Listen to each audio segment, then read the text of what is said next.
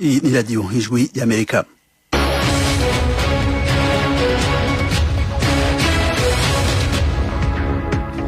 Radio Ijwi ya Amerika isamanira i Washington DC mu Kirundi mu Kinyarwanda. Miliyoni za mwese duteramanye muri kumwe na Frederic Nkundikije. Mu Burundi twumvikana ku mirongo migufi ya shortwave ku metero 19 na ku metero 22 mu Rwanda. Turi kuri FM 4.3 ikaze makuru yacu yo kuri isaha. Mu Burundi umugambwe SNL utavuga rumwe n'ubutetsi wansi kuja gutora no kwemeza abakomiseri bashasha bagize umurwi severe ujejwe kumenya ukuri no kurekuranira mu Burundi. Ibiro by'inama nshingamateka nivyo byabwirizwa kuza bakatubwira ati burya rero byifashe ukuntu mugabe ibyo tumaze iminsi tubona nuko baca bagenda muri permanence y'umugambwe bakavayo bafise amazina baza kwemeza. Uyo ni Agathon Rwasa arongoye umugambwe SNL utavuga rumwe n'ubutetsi bw'u Burundi.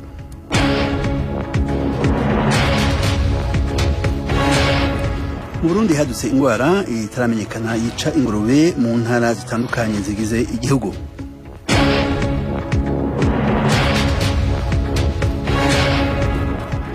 Ikigega mpuzamakungu c'amafaranga FMI uyu munsi ku wa gatanu cavuze ko abakozi bacu bashitse ku masezerano n'u Rwanda y'imiliyoni 310 y'amadolari azofasha igihugu mu ntumbero yo gutunganya neza ubutunzi.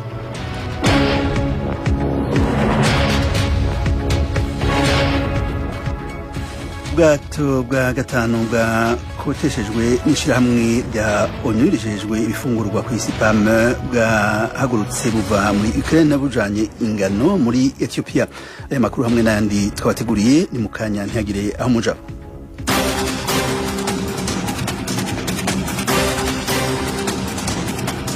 Amakuru avugwa hirya no hino ku isi. Ikigega mpuzamakungu c'amafaranga FMI uyu munsi ku wa gatanu cavuze ko abakozi bacu bashitse ku masezerano n'u Rwanda y'imiliyoni 310 y'amadolari azofasha igihugu mu ntumbero yo gutunganya neza ubutunzi bwacu. Ni inkuru dushikirizwa na mugenzi wacu Eugenie Mukanguzi. Mwitangazo FMI yavuze ko umusaruro mbumbe w'u Rwanda witezwe kuzazamuka kuri 6.8% muri uyu mwaka wa 2022. Mu kwezi kwa gatandatu bari biteze ko uwo musaruro uzazamuka kuri 6%. Amasezerano ya miliyari 310 z'amafaranga y'u Rwanda yumvikanyweho n'abakozi b'ikigega mpuzamahanga cy'imari n'u Rwanda azagomba kwemezwa n'urwego rw'ubuyobozi rw'iki kigega. FMI yavuze ko intumwa zayo n'iza leta y'u Rwanda zaganiriye ku mavugurura y'ingengo y'imari nuko iyo ngengo yashimangira politiki y'ifaranga niyo guhangana n'ingaruka z'icyorezo cya COVID-19. Urakoze Eugenie. Leta z'Ubumwe z'Amerika uyu munsi iratangwa gupima Ebola abantu bose binjiye mu gihugu bavuye muri Uganda. Ni inkuru dushikirizwa na mugenzi wacu Thomas Kamirinde. Guverinoma ya President Joe Biden yatangaje ko abantu bose baje muri Amerika n'indege baturutse muri Uganda cyangwa abakandagiyeyo bose mu minsi 21 ishize bagomba kururukira ku bibuga mpuzamahanga bitanu byonyine gusa: New York, Newark, Atlanta, Chicago na Washington. Bazajya bahasanga abakozi ba CDC, ikigo cy'igihugu gishinzwe gukumira indwara z'ibyorezo, kugira ngo babanze babapime. Kugeza ejo kuwa kane nta muntu n'umwe uzwi muri Leta Zunze Ubumwe za Amerika ko yaba yaranduye Ebola. Nta n'ikindi gihugu kizwi kugeza ubu Ebola yo muri Uganda yaba yaragezemo. Ariko CDC ivuga ko ari ngombwa gufata ingamba hakiri kare. Leta ya Uganda yatangaje bwa mbere ku itariki ya 20 y'ukwa cyenda gushize ko Ebola yabonetse mu karere ka Mubende. Kuva icyo gihe OMS ishami ry'umuryango w'abibumbye ryita ku buzima ivuga ko abantu 63 bamaze kuyandura muri Uganda, 29 muri bo yarabahitanye bitaba Imana. Urakoze Thomas. Ubwato bwa gatanu bwakoteshejwe n'ishirahamwe rya ONU rijejwe ibifungurwa ku isi PAM bwahagurutse buva muri Ukraine ku kivuko c'ibahari irabura ca Chornomorsk butwaye amatoni 30 ingano za Ukraine bujanye muri Ethiopia. Ni inkuru dushikirizwa na mugenzi wacu Eugenie Mukankusi. Minisitiri w'ibikorwa remezo wa Ukraine wabitangaje uyu munsi kwa gatanu yavuze ko muri iyo programu Ukraine izohereza amatoni 150 muri Ethiopia, muri Yemen no muri Afghanistan. ingano za Ukraine zarabuze kuva intambara itangiye mu gihugu bitewe n'uko ibyambu by'inyanja y'umukara byanyuzwagaho imizigo byafunzwe, bigatuma ibiciro by'ibiribwa bizamuka ku isi hose, bikanateza ubwoba bw'ibura ry'ingano muri Afurika no mu burasirazuba bwo hagati. Ibyambu 3 by'inyanja y'umukara byongeye gufungurwa mu mpera z'ukwezi kwa karindwi hakurikijwe amasezerano hagati y'Uburusiya na Ukraine bafashijwemo n'umuryango w'abibumbye na Turukiya. Minisitiri w'ibikorwa remezo wa Ukraine ejo kuwa kane yanavuze ko miliyoni 6,400,000 by'amatoni y'imyaka byahagurukiye ku byambu bya Ukraine biciye muri aya masezerano.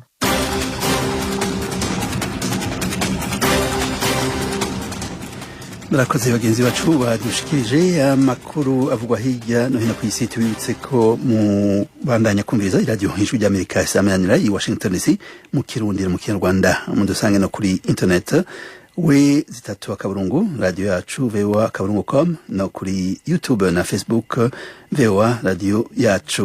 Mukanya amakuru yo mu karere ka Afurika ibiyaga binini.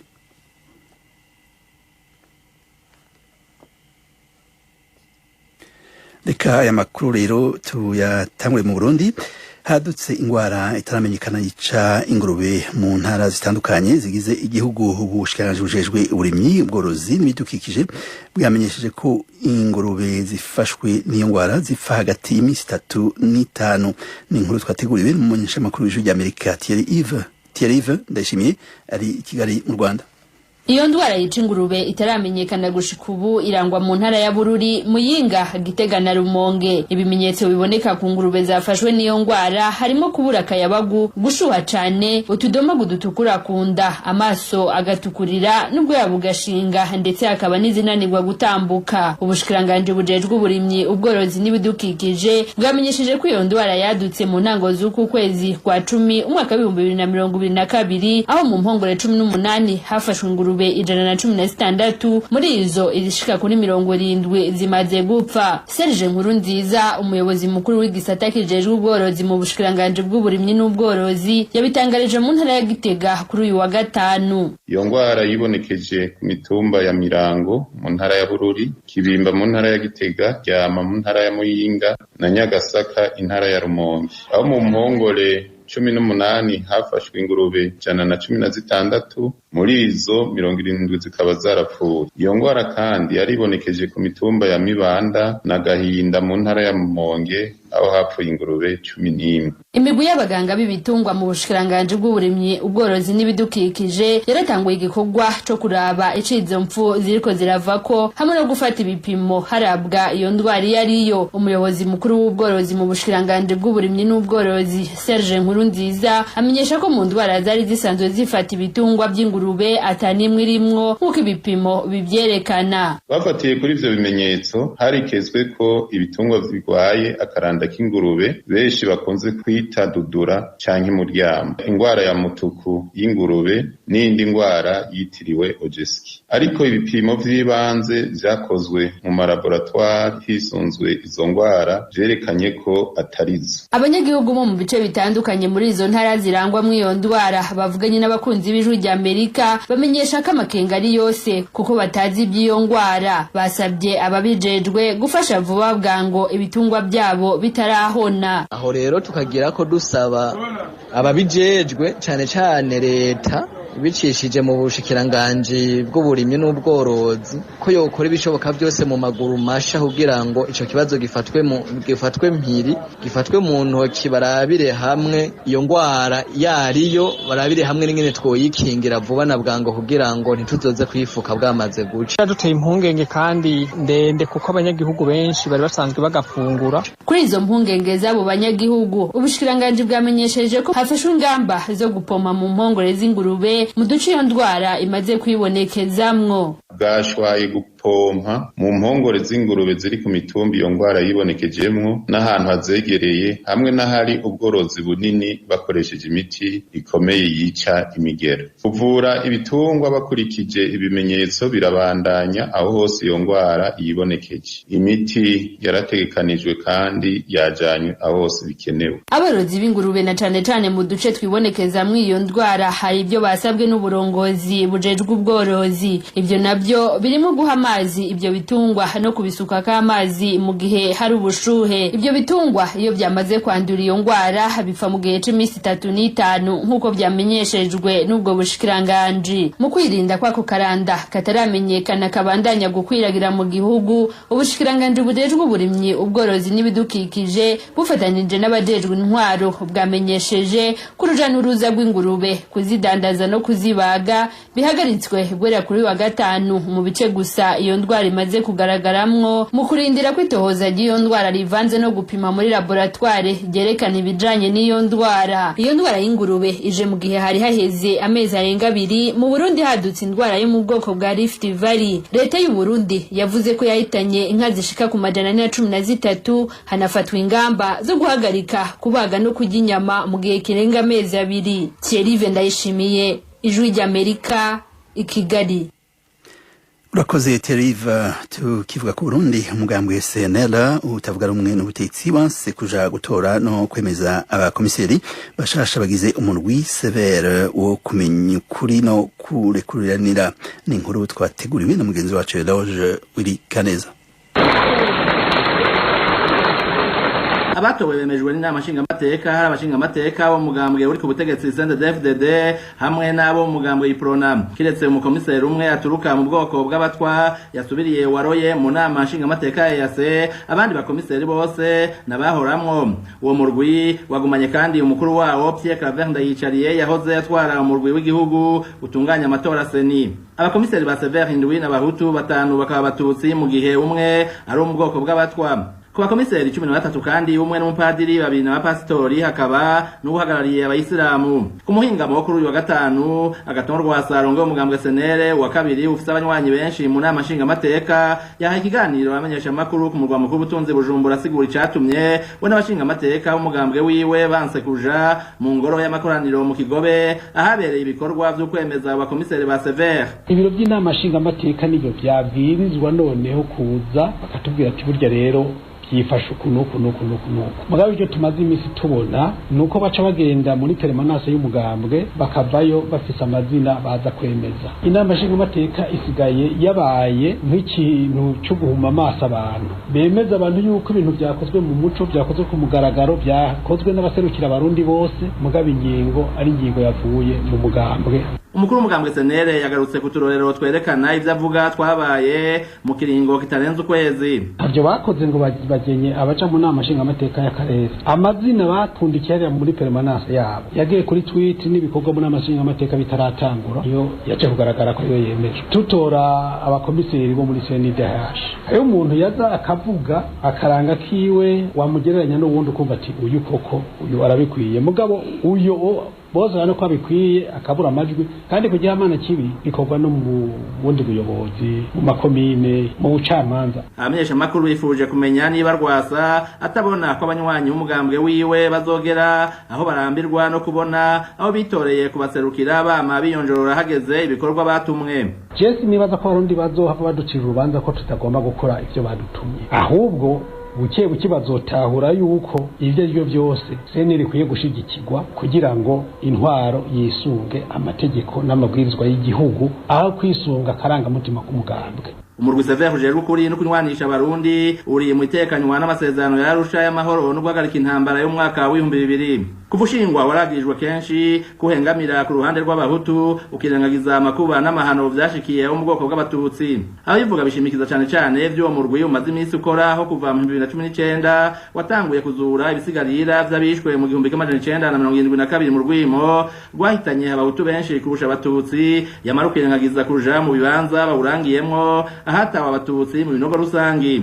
Mbere hamwe wagirizwa ko n'ibinogo vy'abatutsi uvyitiranya n'ivy'abahutu nk'uko Emmanuel Nkunziza umunyamabanga wa Ase Genocide Canada vyiganijwe rya Amerika. Twe turafise ivyemezo vyo mu ntara nk'akarorero mu Kiremba ca Ngozi aho mu kinogo kijya gikoreramwe ababaji aho bataye abatutsi bishwe 1993 abaciye bategeka abanyagihugu baho yuko bavuga ko arahiciwe yatabwa abahutu mu 1972.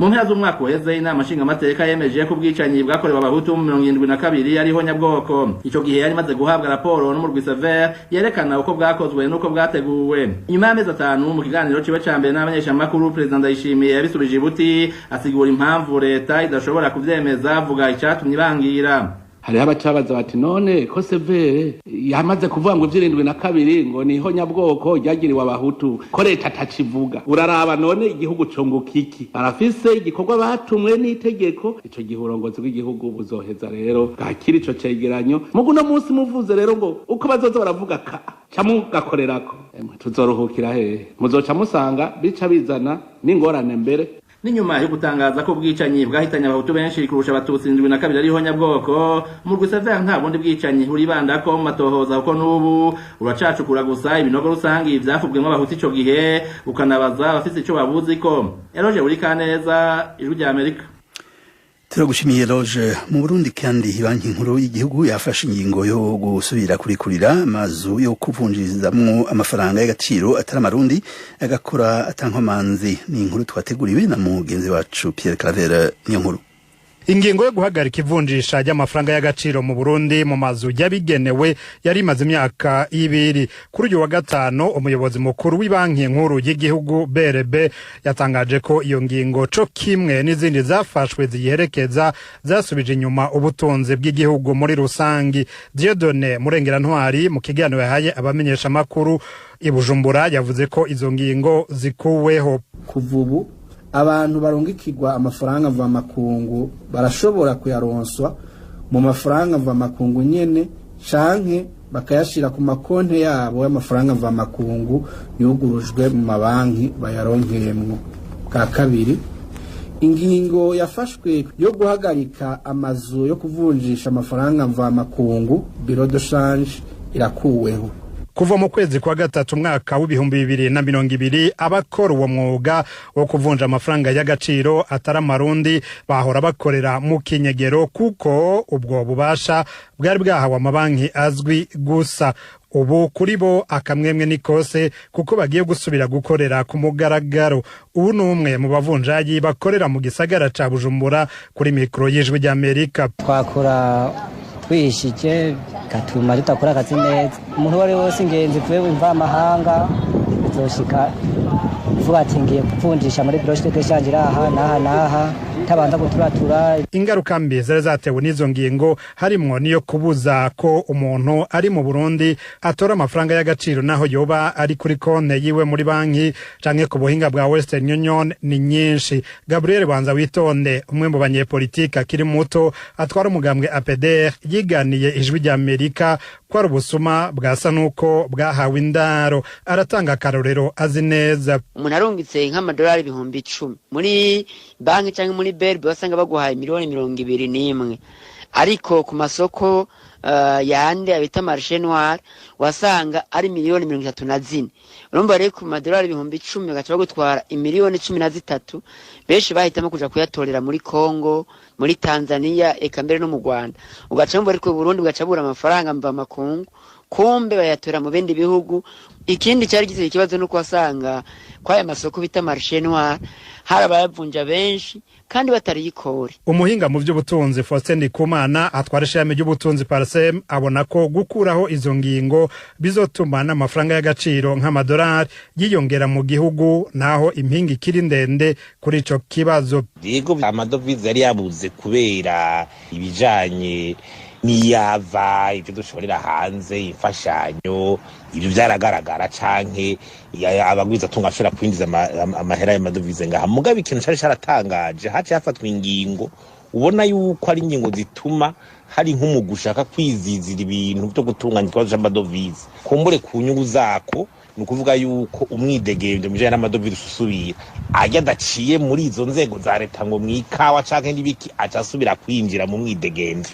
abantu bakagira amakonte yabo amadovize akinjira ku makonte BRB izuba yaronzoheza ishobore gusahiriza ku masoko. Ishami Oricom rigwanya ibiturire n'abanyonora amatungo ya leta ryojo risanga abari bafashe izo ngingo bakwiye guhanwa. Gabriel Rufyiri atwara Oricom avuga ko izo ngingo zateje n'umutekano muke mu gihugu. Abantu bafata ingingo mbi nk'izi zigira nabi igihugu ugacume ngo ni ibintu bisanzwe ntibikwiye kuza biraherera ngaho, nabone bakwiye kuza barabibazwa kuko hariho amategeko ahari. Ivyo no kuza barabimenya ko umuntu aronse ubutegetsi aronse ubutware ataba aronse guhonyanga no guhonyora abanyagihugu, ahubwo bakwiye kugira ngo abashigikire. Abantu bavunjiriza amafaranga mu kinywabi ni ibintu biteza n'umutekano muke. Ibanki nkuru y'igihugu c'u Burundi yahamagariye n'abandi bifuza gushira imita yabo mu gisata co kuvunja no kurungika amafaranga y'agaciro kudatinya kuko ari kimwe mu bisata biteza imbere ubutunzi bw'igihugu. Pierre Claver nkuru Kigali kubwijwe rya Amerika.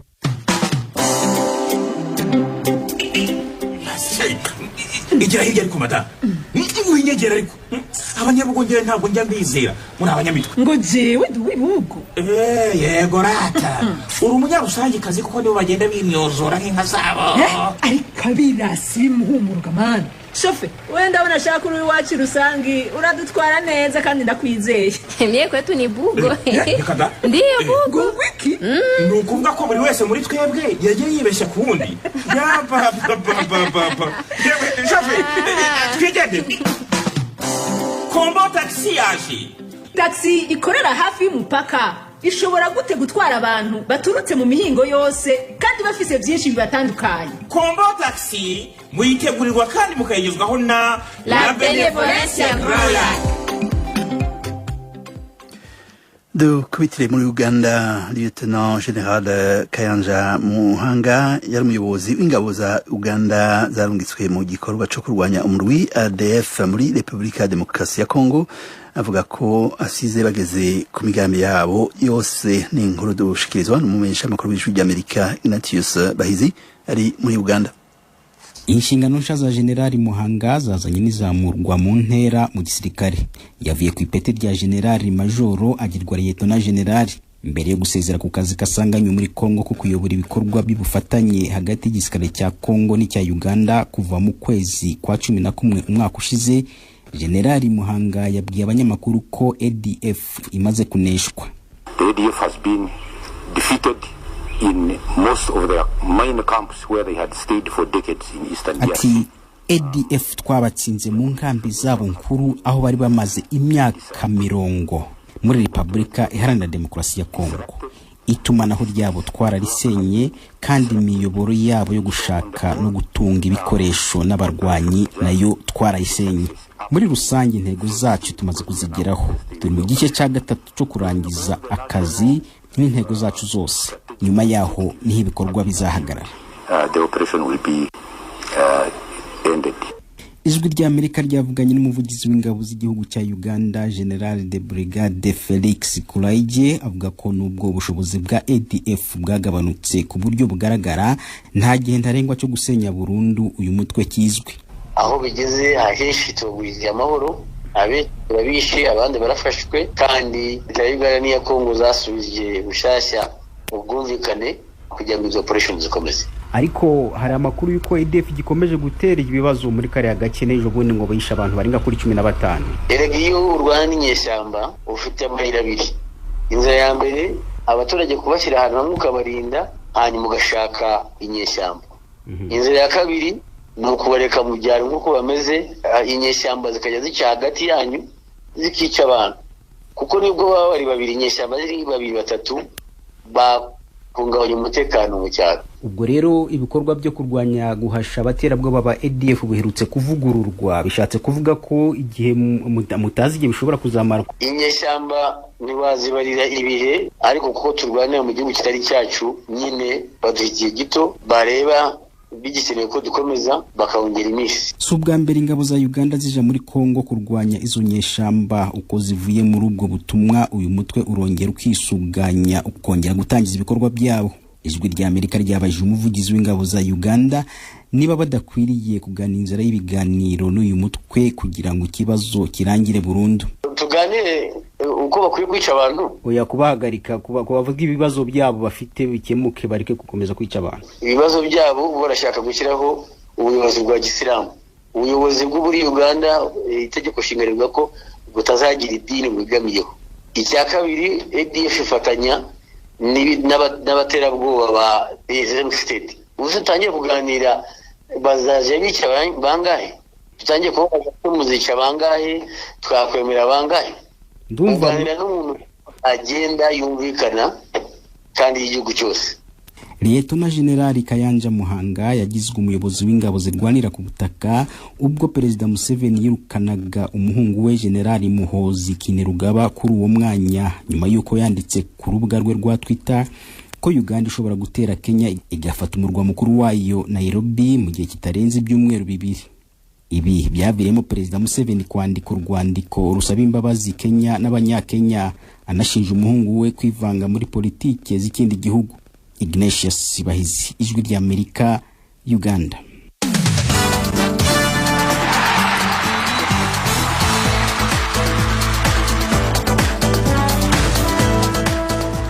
Muri ko murabandanya kumviza iradiyo Ijwi ry'Amerika nk'uko muvyumvise ubu naho n'umwanya wo kubashikiriza amakuru inkino zitekanijwe mu mpera zindwi mu Rwanda. Amakuru dushikirizwa na mugenzi wacu Jean Claude Munyandinda ari i Kigali mu Rwanda. Mu mupira w'amaguru ejo kuwa gatandatu ikipe ya AS Kigali yo mu Rwanda izahura n'ikipe ya Al Nassr yo muri Libya. Ni umukino ubanza w'intera ya kabiri mu irushanwa ryo guhatanira igikombe cy'impuzamashyirahamwe y'umupira w'amaguru muri Afurika Coupe de la Confédération. Uyu mukino uzabera kuri stade Huye Butare guhera saa 9. Nyuma y'uyu mukino ubanza hazakurikiraho umukino wo kwishyura uzabera muri Libya. Ikipe izashobora gusezerera indi hagati ya AS Kigali na Al Nassr izatombora imwe mu makipe 16 azaba yasezerewe mu ntera ya kabiri irushanwa ryo guhatanira igikombe cya Afurika ku makipe y'aya mbere wayo Ligue des Champions. Ku ntera y'ibanze irushanwa ry'impuzamashyirahamwe y'umupira w'amaguru muri Afurika ikipe ya AS Kigali yari yasezereye ikipe ya Telecom yo muri Djibouti. Tukiri mu mupira w'amaguru mu mpera z'iki cyumweru harakinwa irushanwa rigamije gushyigikira ibicuruzwa bikorerwa mu Rwanda Made in Rwanda. Irushanwa rihuje amakipe ane ariyo Kiyovu Sport, Rayon Sport, Mukura Victory Sport na Musanze FC. Kuri wa gatanu muri irushanwa rya Made in Rwanda ikipe ya Kiyovu Sport yahuye na Mukura Victory Sport guhera saa 10. Uyu mukino ukurikirwa n'uwa Rayon Sport na Musanze FC watangiye mu kanya saa 9:30 z'umugoroba. Iyi mikino irimo kubera kuri stade ya Kigali i Nyamirambo. Amakipe aza ko yatsinze kuri wa gatanu azahurira ku mukino wa nyuma ku cyumweru guhera saa 12 z'umugoroba. Umukino wo guhatanira umwanya wa gatatu nawo uzaba ku cyumweru guhera saa 9. Muri irushanwa rya Made in Rwanda hari amakipe abiri bigugu hano mu Rwanda atagaragaramo. Ayo ni AS Kigali ikiri mu irushanwa ry'impuzamashyirahamwe y'umupira w'amaguru muri Afurika, hakaba na APR FC yahisemo kwivanamo n'ubwo yari yatumiwe. Yari Claude Munyandinda i Kigali.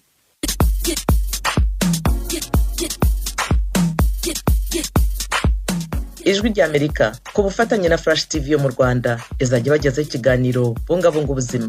Ni ikiganiro kibakangurira kwita ku buzima n'imibereho yanyu ya buri munsi. Ni buri cyumweru saa 11:30 no kuwa kane saa 12:30 ku mugoroba kuri Flash TV. Mwakurikira icyo kiganiro ku mbuga zacu zitandukanye zirimo Facebook na YouTube kuri radio yacu VOA. Turabaranditse.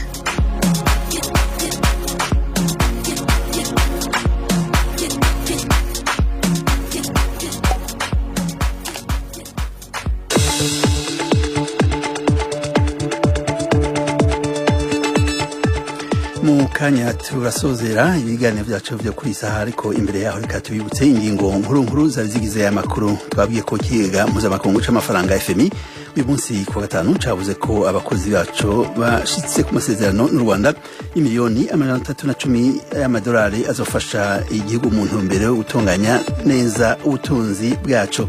Twabwiye kandi ko leta z'Ubumwe za Amerika uyu munsi yatanguye gupima Ebola abantu bose binjiye mu gihugu bavuye muri Uganda. Ubwato bwa gatanu bwakoteshejwe n'ishami rya ONU rijejwe ifungurwa ku isi PAM bwahagurutse buvuye muri Ukraine ku kivuko c'ibahari yirabura cha Chornomorsk butwaye amatoni ibihumbi 30 ingano za Ukraine bujanye muri Ethiopia. Twabwiye kandi ko mu Burundi hadutse ingwara itaramenyekana yica ingurube mu ntara zitandukanye zigize igihugu. Ubushikiranganji bujejwe uburimyi ubworozi n'ibidukikije bwamenyesheje ko ingurube zifashwe n'iyo ngwara zipfa hagati y'imisi 3 n'imisi 5. inshuti mwese mukunda radio ijwi ry'Amerika ibiganiro mwe twabateguriye muri aka kanya bigaruke ngaha turashimiye bagenzi bacu bose bagize uruhara mu itegurwa ry'amakuru twabashikirije twabashimiye kandi narashimiye na ingenieur Joe yadufashe mu buhinga bw'ivyuma twadushimiye na Nadia yadufashe kwegeranya ibiganiro twabateguriye turabashimiye namwe inshuti mwese mwadutse amatwi turashimiye kandi na batunganije ikiganiro ibiganiro by'umunsi byari bihagarariwe na Edi Rwema turabashimiye namwe inshuti mwese mwadutse amatwi kandi turabatiye akamo mubandanye mwumviriza ibindi biganiro by'iradio ijwi ry'Amerika mugire umugoroba n'ijoro ryiza mwese